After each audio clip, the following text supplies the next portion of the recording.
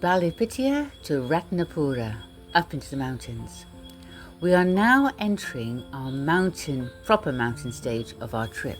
The day did not start off the best, with torrential rain while we loaded up Abraham. The rain had actually stopped by the time we left the resort, but I checked on the weather forecast and it still looked pretty wet. We stopped off for some fuel and then the heavens opened. It's raining in our tuk-tuk. We've had to put one side up so we keep everything dry. And we've just stopped for fuel. But it's not going to stop today. Peter bravely looked out the windscreen while the windscreen wiper did the best it could. I filmed some really fun bits out the side. The seat got a little bit wet, but that's what towels are for.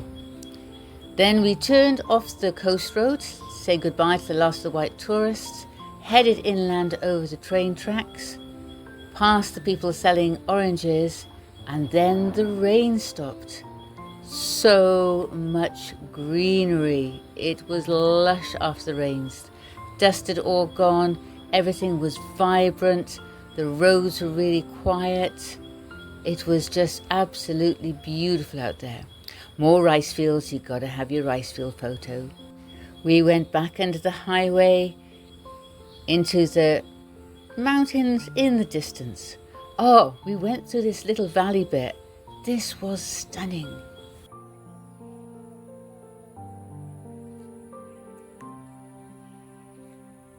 So peaceful.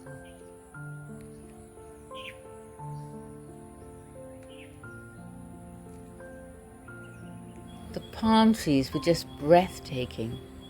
There was a stupa in the distance, so we had a look at that. And then we got to Matugama, which is the most Indian town I have seen. We had bridal shops, the usual plastic shops. There were even a Krishna fashion. The bus, everything just looked so totally Indian. If it wasn't for all the rice crops that are around here, I wouldn't know any different. So even though we've been steadily climbing, we were still only 11 meters above sea level at this point. Again, little mounds of mountains, but not any real mountains. Beautiful little houses. They're still building up here. But the trees had started to change. The roads became empty. Clouds gathered in the distance. We made a discovery. You could actually stop for people on zebra crossings here. It isn't just a place where people and cars meet. Went past some more temples, even on the side of the road. Then the bends started.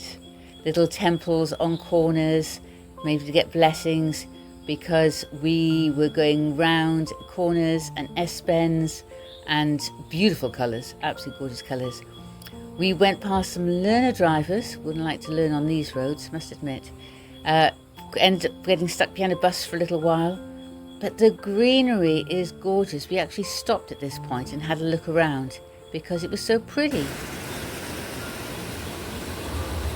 So this gives you an idea of what it's like to be in the mountains.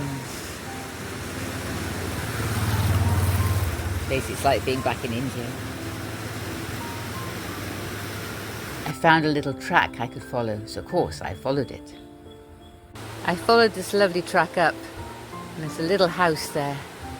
And you still can't really see it, but there's a waterfall. It goes all the way down here. But on the track up to the house, they've planted lovely bushes. There's a Peter. I joined Peter on the bridge and we had a little look around, stretched our legs a little bit because we've been in the tuk-tuk for quite a while by now. It's a nearly 4-hour journey to Ratnapura in a tuk-tuk.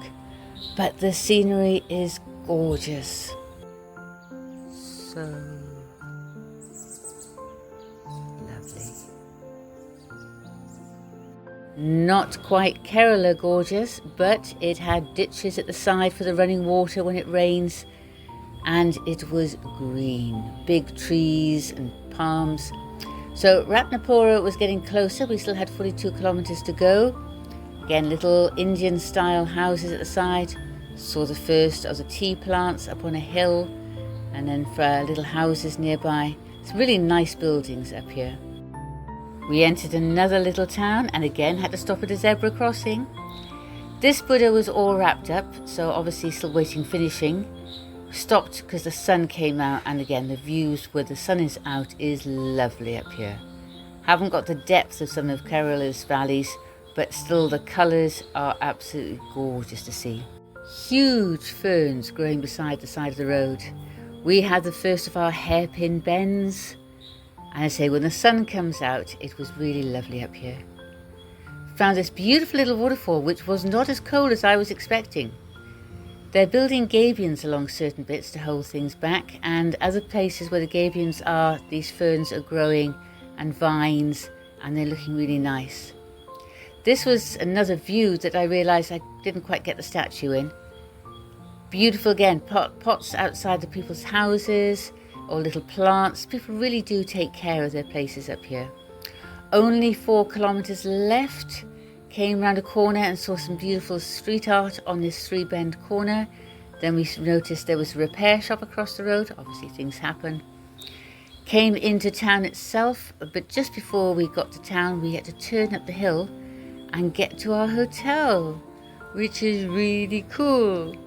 We've had sun all afternoon, so we've been in the pool. Yesterday's doodle was inspired by the sea and the waves. Today's doodle is inspired by the mountains. So as evening came, we came out the pool, got ourselves dry. The boys here sent out for some food for us because they weren't quite ready. And then sunset has come and we're going to bed early tonight. Talk to you soon. Bye.